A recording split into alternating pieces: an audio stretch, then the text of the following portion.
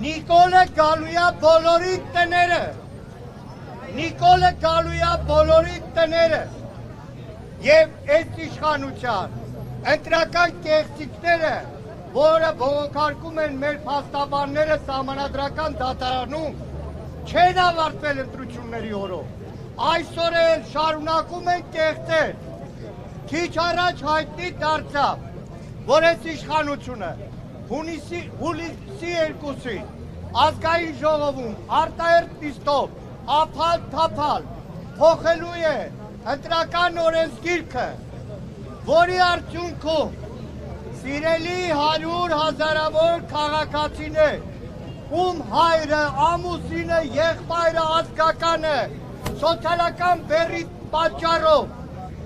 ամիսներ շարունակ աշխատում է արտագնա աշխատանքով,